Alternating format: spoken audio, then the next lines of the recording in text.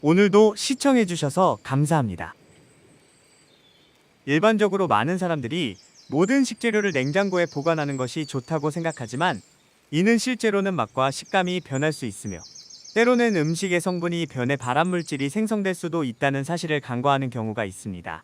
따라서 이번 시간에는 어떤 음식이 냉장고에 저장하기에 적합하며 어떤 음식은 오히려 냉장고에 저장하지 않는 것이 좋은지 알아보겠습니다.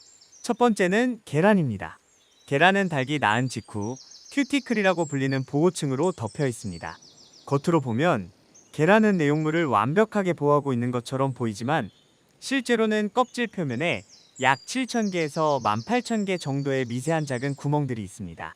이 구멍을 통해 계란 내부의 수분과 이산화탄소가 외부로 방출되지만 반대로 외부의 미생물이 내부로 들어가는 것을 방지하는 역할을 합니다. 그러나 계란을 물로 씻게 되면 큐티클이 훼손되어 외부 미생물이 쉽게 침투할 수 있게 됩니다. 이로 인해 살모넬라균과 같은 식중독균의 침투 확률이 높아집니다. 살모넬라균에 감염되면 설사, 경련성 복통, 두통, 발열, 구토, 오심 등의 증상이 나타날 수 있으며 심하면 혈액이나 중추신경계에까지 침투하여 온몸에 염증을 일으킬 수 있습니다. 세계적으로는 세척된 계란과 비세척된 계란에 대한 논란이 있지만 우리나라에서는 두 가지 유형의 계란이 모두 유통됩니다. 따라서 계란을 구매할 때 세척 여부를 확인하고 만약 세척된 계란이라면 반드시 냉장 보관하는 것이 안전합니다. 계란의 표면 또는 내부에 살모넬라균 오염이 있는 경우 실온에서는 약 3주 후에 위험한 수준에 도달할 수 있지만 냉장 보관하면 6주 후에도 박테리아가 거의 자라지 않는다고 연구 결과에 따라 알려져 있습니다.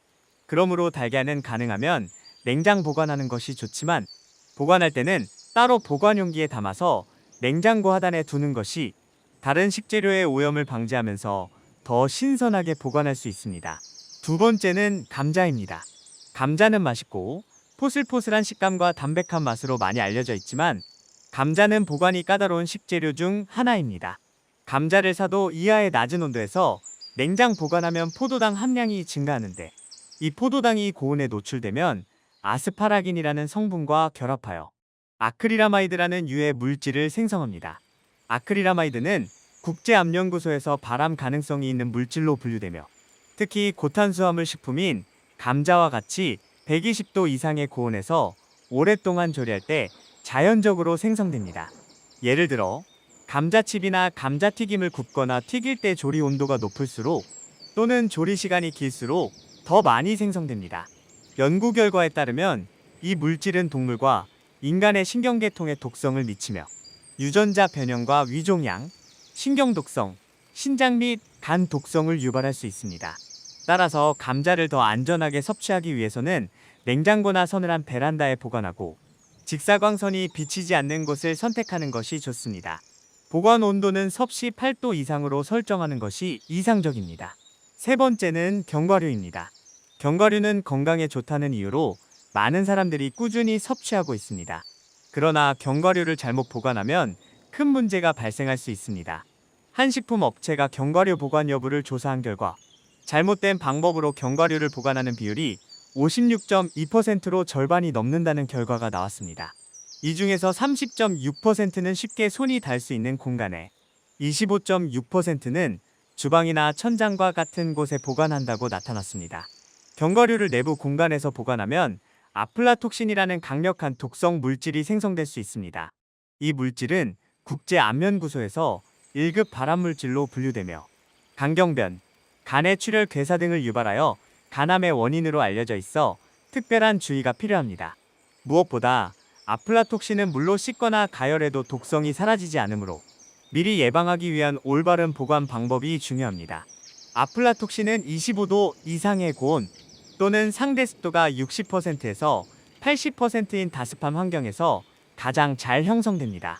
따라서 견과류를 보관할 때는 진공포장기나 지퍼백에 넣어 공기를 최대한 제거한 후 냉장 또는 냉동 보관하는 것이 가장 좋습니다. 네 번째는 참기름과 들기름입니다. 식물성 기름 중에는 불포화 지방산이 풍부한데 이러한 기름은 공기나 빛, 열에 오랫동안 노출되면 변질될 수 있기 때문에 올바른 보관 방법이 중요합니다. 볶은 참깨를 압착하여 짠 참기름에는 산패를 방지해주는 리그난이라는 성분이 풍부하며 그늘진 곳에서 상온으로 보관하면 최대 2년까지 유통기한을 유지할 수 있습니다. 따라서 참기름은 오히려 냉장 보관하지 않고 실온 보관하는 것이 좋습니다. 냉장 보관하면 동결 현상이 발생하여 참기름의 고소한 맛과 향이 떨어질 수 있기 때문입니다. 반면에 들기름은 산패를 방지해주는 성분이 부족하며 오메가3 지방산이 많아서 공기 수분에 노출되면 빠르게 산패할 수 있습니다. 따라서 들기름은 꼭 뚜껑을 닫고 냉장 보관해야 합니다. 또한 들기름은 빛과 열에 민감하기 때문에 병을 신문지 등으로 감싸서 빛을 차단하고 개봉한 뒤에는 한 달 이내에 사용하는 것이 좋습니다.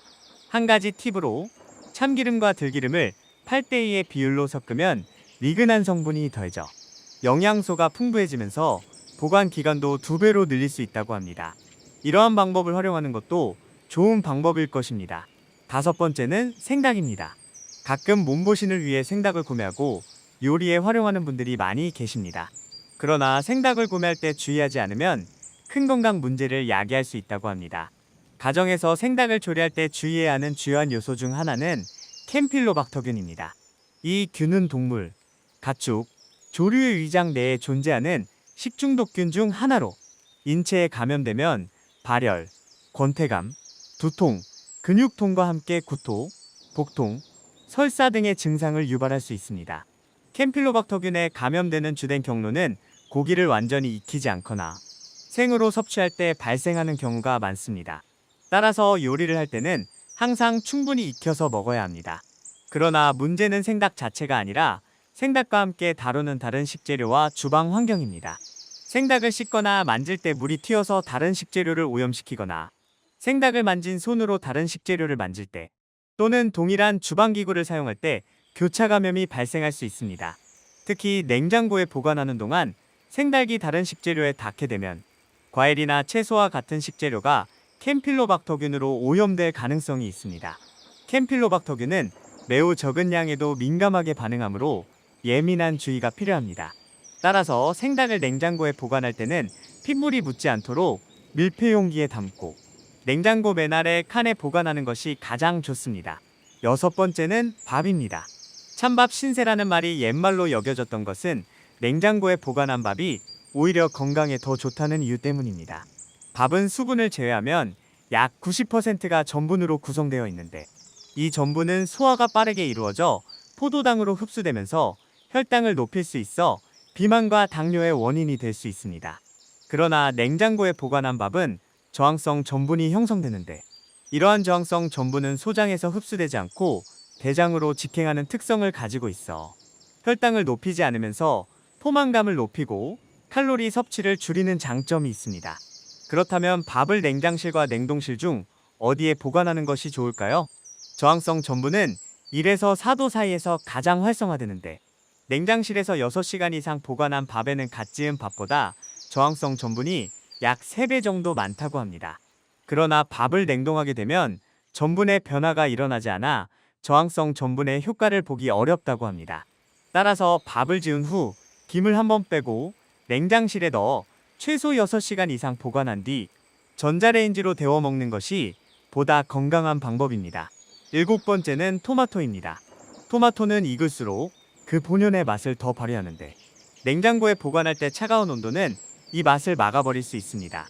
냉장고 내 찬 공기는 토마토 내부의 수분을 감소시켜서 표면이 쭈글쭈글해지고 당도가 떨어지며 질감까지 변형시키는 원인이 됩니다.